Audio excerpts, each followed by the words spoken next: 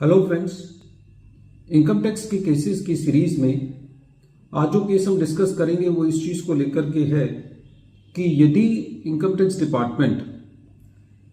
Entry operators के यहाँ search करता है और उन एंट्री ऑपरेटर्स की स्टेटमेंट रिकॉर्ड करता है, लेकिन उन एंट्री ऑपरेटर्स की स्टेटमेंट में कहीं पे भी एसएससी का नाम नहीं होता कि एसएससी ने उन एंट्री ऑपरेटर से कोई एकोमोडेशन एंट्रीज ली हैं, और यदि एसएससी की एडिशन इन स्टेटमेंट्स के बेसिस पर की जाती है जो कि बहुत पहले असेसमेंट के पहले रिकॉर्ड की जाती हैं, कई बार तो 6-7 साल पहले की स्टेटमेंट्स के बेसिस पर एसएससी की एडिशंस की जाती हैं, तो क्या ऐसी एडिशंस बिना इंडिपेंडेंट इंक्वायरी किए बिना खाली उन स्टेटमेंट के बेसिस पर जस्टिफाइड है? यही इशू प्रेजेंट केस में कोलकाता आईटीआईटी की ए बेंच ने अपने एक case Namokar builders private limited versus deputy commissioner of income tax के केस में डिसाइड किया, और ये case 127 ITR tribunal page number 304 पर रिपोर्ट हुआ और इस केस का जजमेंट 9 मई 2024 को आया। प्रेजेंट केस असेसमेंट ईयर 13-14 से रिलेटेड है। प्रेजेंट केस के अंदर एसएससी शेयर्स और सिक्योरिटीज का सेल परचेज का काम करता है।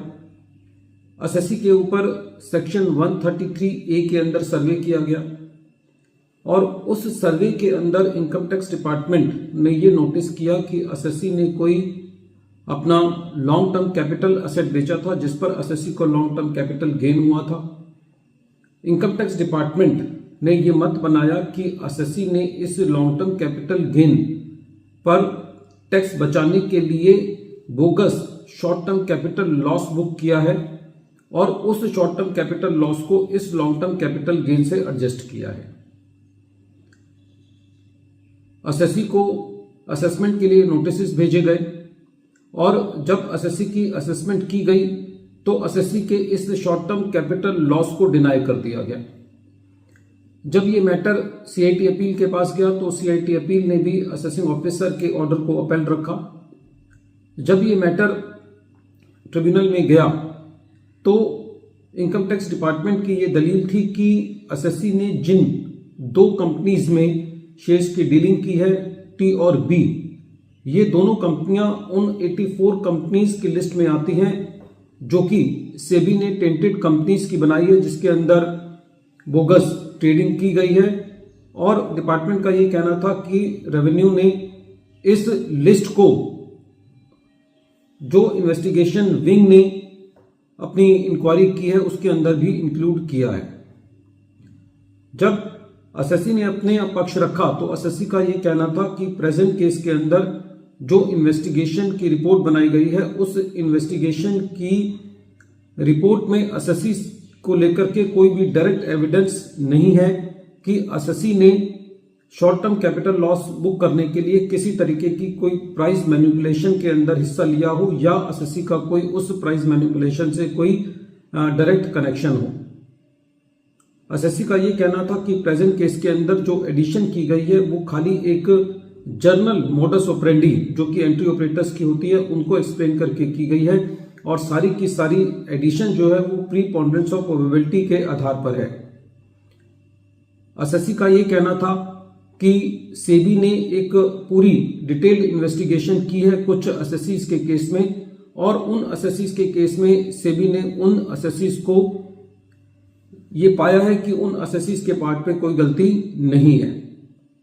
जब ये मैटर ट्रिब्यूनल ने सुना तो ट्रिब्यूनल का ये कहना था कि प्रेजेंट केस में जो एसएससी की असेसमेंट की गई है वो खाली इन्वेस्टिगेशन रिपोर्ट के बेसिस पे की गई है। एसएससी ने जो भी एविडेंसेस फाइल किए हैं इन्वेस्टिगेशन की रिपोर्ट के अगेंस्ट, उस पर असेसिंग ऑफिसर ने कोई भी इंडिपेंडेंट इंक्वायरी नहीं की है। ट्रिब्यूनल का यह कहना था कि प्रेजेंट केस के अंदर जो एडिशन की गई है वो एंट्री ऑपरेटर्स की स्टेटमेंट के बेसिस पर खाली सरमाइसिस और कंजेशंस के आधार पर की गई है, और स्पेशली ऐसे केस में जब ये स्टेटमेंट्स बहुत समय पहले रिकॉर्ड की गई हैं, तो ऐसे केस में जहां पर असेसिंग ऑफिसर ने कोई भी इंडिपेंडेंट इंक्वायरी नहीं की एसएससी के एविडेंसेस सबमिट करने के बाद, तो खाली स्टेटमेंट्स के बेसिस पर जिन स्टेटमेंट्स में एसएससी का नाम भी नहीं है उन स्टेटमेंट के बेसिस पर एसएससी का एडिशन नहीं किया जा सकता। वीडियो के अंत में एक बार फिर मैं केस का नाम रिपीट कर रहा हूं। केस का नाम है Namokar builders private limited versus deputy commissioner of income tax, और ये case 127 ITR tribunal page number 304 पर रिपोर्ट हुआ और इस केस का डिसीजन कोलकाता आईटीएटी की ए बेंच ने 9 मई 2024 को दिया। Thank you friends.